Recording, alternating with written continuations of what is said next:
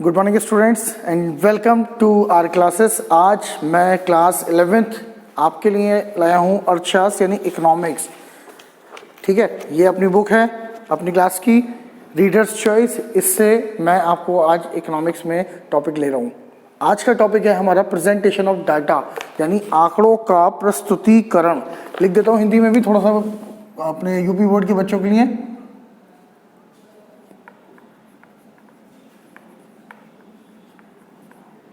आंकड़ों का प्रस्तुतिकरण। ठीक है, मैं याद दिला दूं, पिछले वीडियो में मैंने आंकड़ों का प्रस्तुतिकरण के अंतर्गत आपको कई तरीके के डायग्राम्स बनाने सिखाए थे, है ना। आज उन डायग्रामों से मैं आपके प्रयोगात्मक प्रश्न शुरू कर रहा हूं। प्रयोगात्मक प्रश्न जो आपकी बुक में एक्सरसाइजेस दी हुई हैं, आज मैं उन्हें शुरू कर रहा हूं। तो आज का पहला प्रश्न है, एक कक्षा के छात्रों का भार किलोग्राम में के निम्न आंकड़ों को उपयुक्त चित्र द्वारा प्रस्तुत कीजिए। यानी कक्षा में छात्रों का भार हमें दिया हुआ है और उसके आंकड़े दिए हैं। ठीक है, क्रमांक 1 2 3 4 5 6 7 8 9 10 11 12 से लेकर के 20 तक की संख्या दी हुई है। इन आंकड़ों को भार के क्रम में दिया हुआ है, हमें एक सरल चित्र के जरिए इसे प्रस्तुत करना है।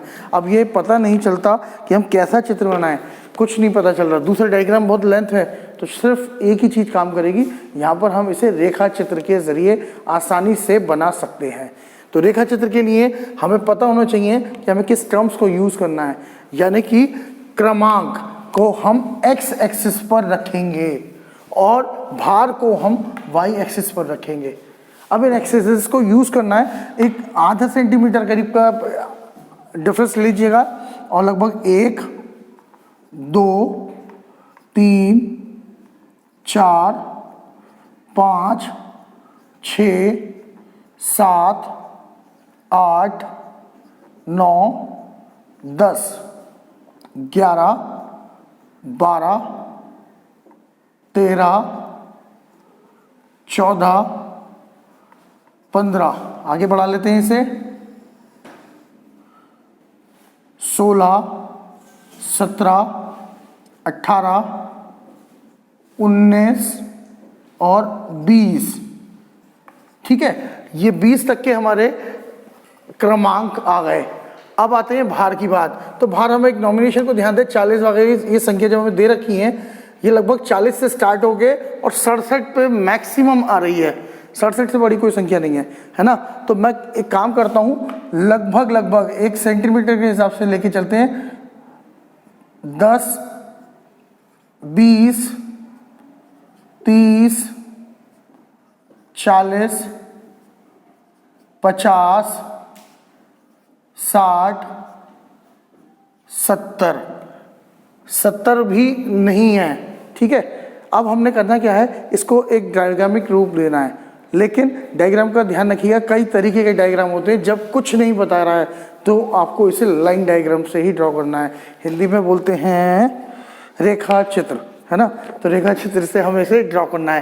पहला कंटेंट है क्रमांक 1, इस तरीके से करिएगा, 40 तक है तो क्रमांक 1 को लेते हैं, सो ऑन। 1 से 1 जो है वो हमारे 40 तक जा रहा है, तो एक 40 तक लेकर के एक स्केलिंग कर दीजिएगा इस तरीके से। ठीक है, आप लोगों की राइटिंग बढ़िया जाएगी। मेरा स्केल वाला वर्कआउट नहीं है, लेकिन चलिए मैं कोशिश करता हूँ अपने स्केल को इसमें यूज करूंगा। 2 43 तक जा रहा है, तो 2 को 43 तक लाने के लिए लगभग एक आंकड़ा ले लेते हैं 43। ठीक है, यहाँ 45 आता है और थोड़ा सा नीचे कर लेंगे, 43 आ जाएगा। 3 भी 43 तक आ रहा है, तो 3 को भी ऐसे ही लेते हैं, बढ़ाते हुए बढ़ चले जाइए और 43 तक इसे भी ले लीजिए। 4 को 44 तक कह रहा है, तो 4 को बढ़ाना है 44 तक। तो कोशिश करते हैं इसे आगे लेके, 45 से थोड़ा सा नीचे आ जाएगा, 44 से, है ना। 45 ये आ गया, इसे थोड़ा सा नीचे कर लेते हैं। ठीक है,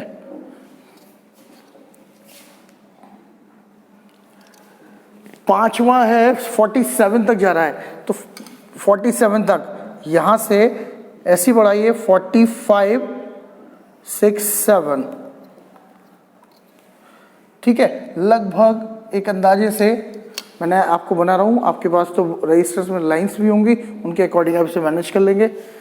6 जो है 49 तक जा रहा है, तो 6 को 49 की रेंज में लाने के लिए 50 से थोड़ा सा नीचे रखिएगा, ठीक। 749 अगेन जा रहा है, तो देखिए इसे भी 49 तक ही ले लेते हैं, स्केलिंग कर लीजिएगा।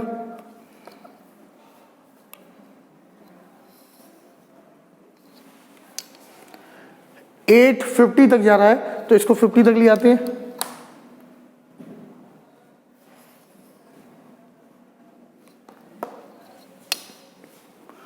952 तक जा रहा है,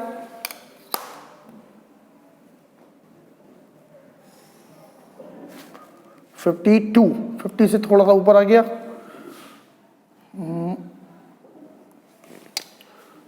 1053 जा रहा है, तो इससे एक पॉइंट और ऊपर आ जाएगा।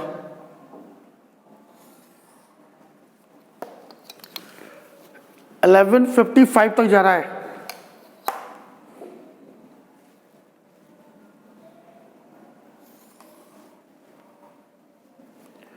55 जो है इसकी रेंज का सेंटर नंबर हो गया, है ना, थोड़ा सा नीचे कर लेते हैं। इसके बाद 12 55 तक ही जा रहा है, तो 12 को भी 55 तक पहुंचा देते हैं।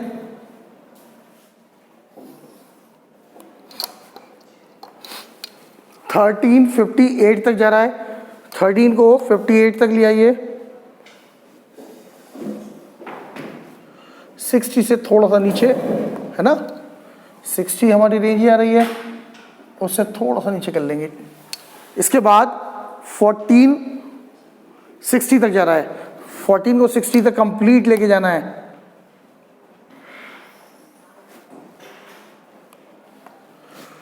15 भी 60 पे जा रहा है। नेक्स्ट नंबर 61 तक जा रहा है, थोड़ा सा और आगे बढ़ा देंगे इसे। अब 17 पे आ जाइए, 17 जो है 63 पे जा रहा है।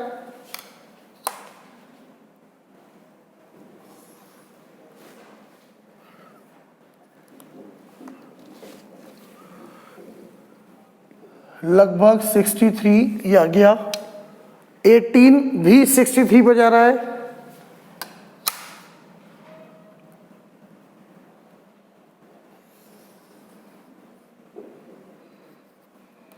हम्म 1965 पे जा रहा है।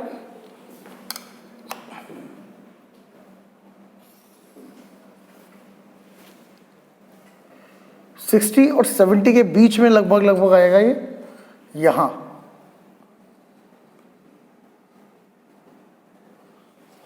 और 2067 तक जा रहा है, तो 20 को 67 लेना है।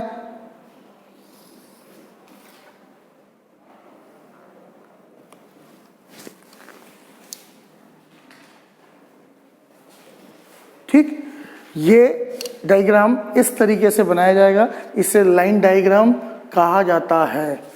ये आप इसी तरीके से बनाएंगे। अब इसके बाद मैं आपका क्वेश्चन नंबर 2 लेता हूं, ठीक है, इसे आप लोग नोट कर लीजिएगा। कंटिन्यू करेंगे फिर नेक्स्ट क्वेश्चन।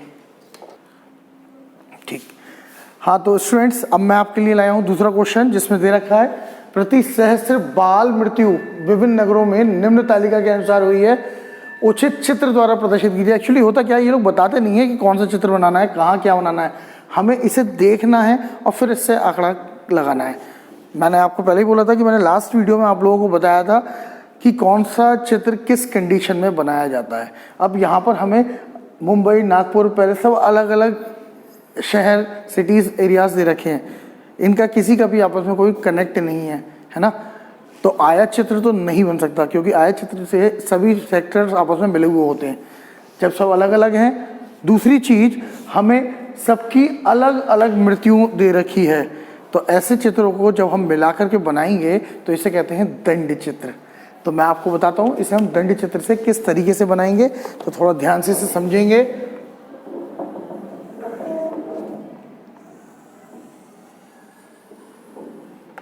ये हमारा एक्स एक्सिस हो गया और ये वाई हो गया। अब नगरों की बात करते हैं, ठीक है। एक एक नगर के लिए सेंटीमीटर्स के हिसाब से एक रेंज बना लेते हैं। जैसे पहला है मुंबई, दूसरा नागपुर, तीसरा पेरिस,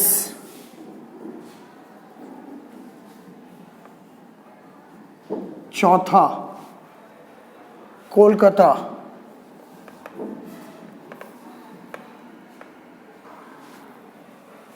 कोलकाता के बाद लंदन,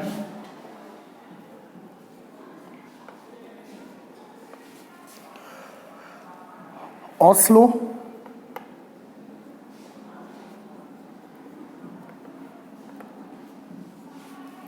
चेन्नई,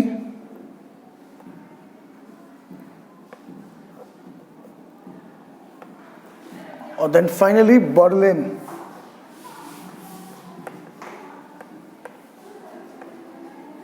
ठीक है, अब इनसे हमें बनाना है क्या चीज?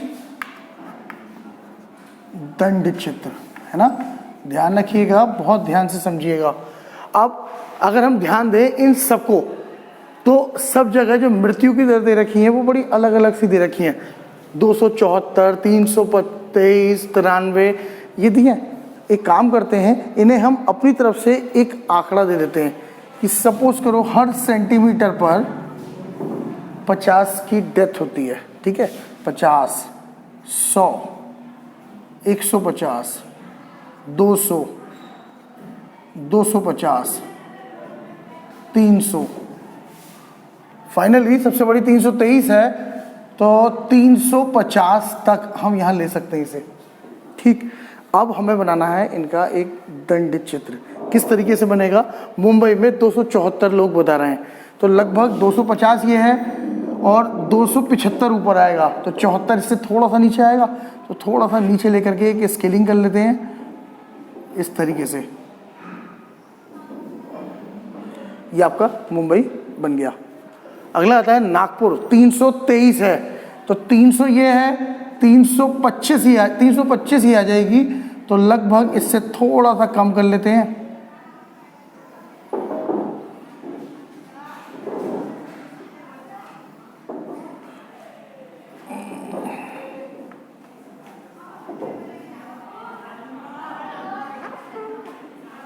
ठीक है, पेरिस 93, आप तो स्केल से लाइनें खींचेंगे इसलिए परफेक्ट आएगा। पेरिस 93 पे आता है, तो 100 ये है, 75 ये आएगा, तो 93 लगभग बीच में कहीं ना कहीं आके रुकेगा, तो लगभग 100 से थोड़ा नीचे लेकर के 93 को ले आओ।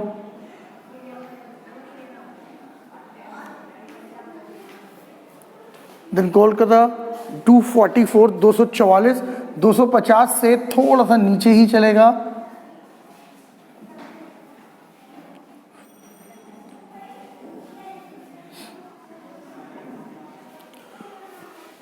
लंदन 66, अब 50 तो ये रखा है, लगभग 66,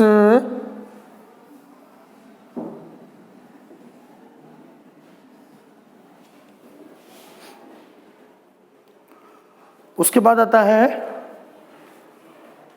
ओस्लो 23।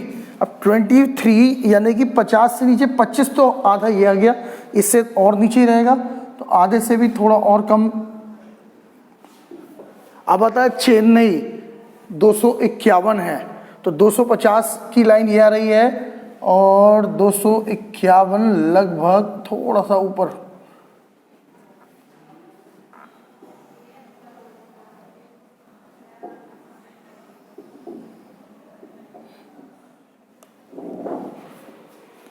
इसके बाद आता है बर्लिन 92, 100 ये रखा है, तो 100 की रेंज से लेकर के थोड़ा सा नीचे ले लेंगे।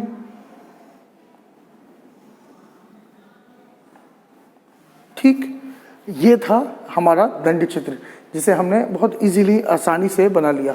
बस ये बात स्पेशली ध्यान रखिएगा, एक्सेसेस का ध्यान रखिए। अगर एक्स एक्सेस आपस में कहीं रिलेट करते हैं तो दंड चित्र नहीं बनेगा, और जब ये सब कुछ आपस में अलग अलग है तो इजीली हम दंड चित्र को बना सकते हैं।